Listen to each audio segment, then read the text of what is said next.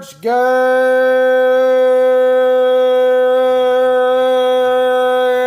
Let's go! This is your host with the most, Warhammer, coming back with another exciting and awesome telling of a character's death series.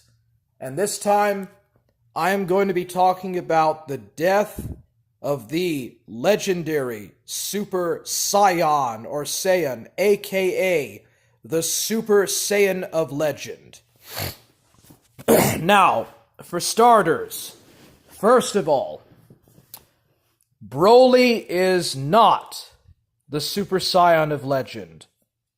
Broly is a movie villain. Neither the Dragon Ball Z nor the Dragon Ball Super version of Broly is the Super Saiyan of Legend. Kakarot is not the Super Saiyan of Legend. Thousands of years in the past, at least 1,000 years before the events of Dragon Ball or Dragon Ball Z, like 1,000 years before Kakarot and Broly were born, there was an unnamed, unknown Saiyan warrior who was literally the Super Saiyan of Legend. Somehow, this Saiyan had unique potential and unique capabilities. He was able to fight many tough and strong enemies and warriors, whether it was on his own planet, his own home planet, or on another planet, or whatever in the universe. But he got stronger and stronger until he became a Super Saiyan. He transformed into a Super Saiyan. Now, in one of Dragon Ball Z's episodes, I forgot which one, Goku completes his training in the gravity room. He comes to planet Namek right in the middle of the fight against the Ginyu squad. Gohan is almost dead, Krillin is out cold, Vegeta is too bloody and injured and beat up to fight. Recoome is basically winning. Jace and Buddha, or Burter, have not even started fighting. Then Goku arrives on Namek. He gives Sensu beans to Vegeta, Kulilin, and Gohan, and proceeds to fight Recoome. And just as Goku is about to one-shot Recoome, Vegeta suddenly remembers the myth that he was told as a small child. Whether it was his father, King Vegeta III, or whether it was Nappa, or some older Saiyan, or whoever, or perhaps even if it was Frieza or none other than Frieza himself who told Prince Vegeta the story.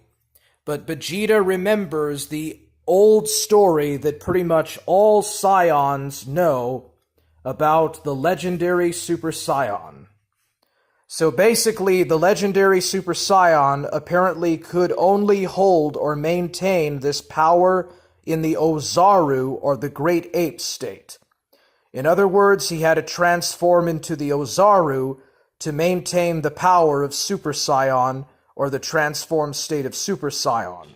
So therefore, the legendary Super Saiyan also knew how to turn into a golden Ozaru, or a golden-haired Ozaru, the combination of Ozaru and Super Saiyan.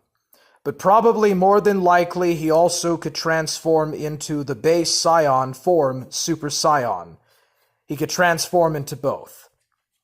But because this Saiyan had no knowledge about how to maintain or use his own power, or because this power was simply too much for such a primitive individual to possess, he overpowered himself. The legendary Super Saiyan was never bested in combat. He was never defeated.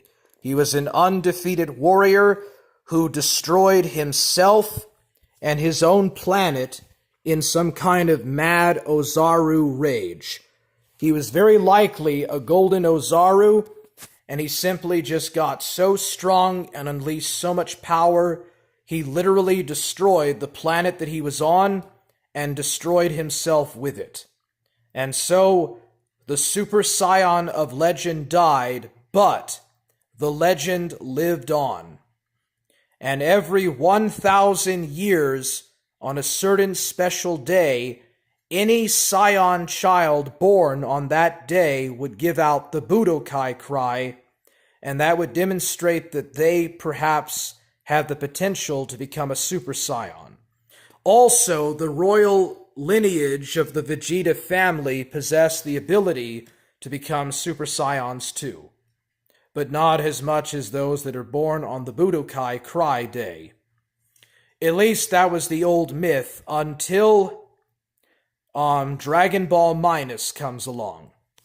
With Dragon Ball Minus, we also have the inclusion of the legendary Super Saiyan God, but that's a completely different mythology, and I'm not going to cover it here.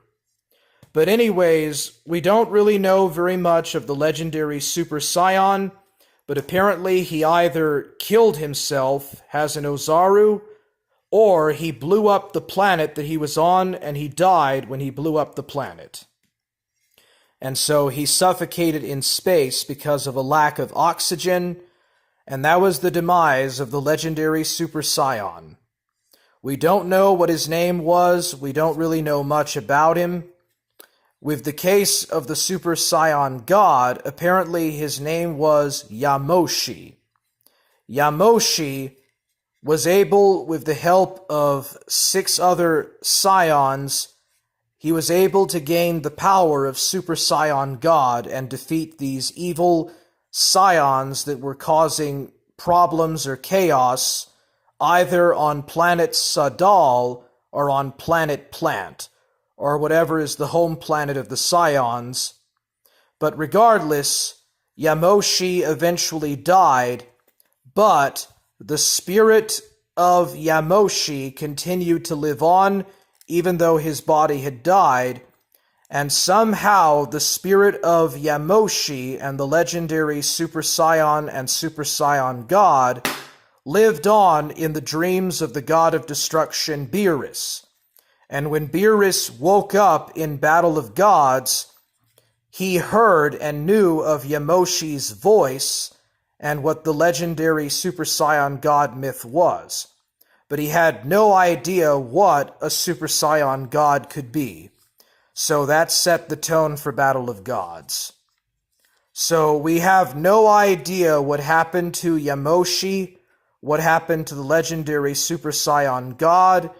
We don't even know if the legendary Super Saiyan or the legendary Super Saiyan God is the same thing. It is all ancient mythology, and it is something that is literally the stuff of myths.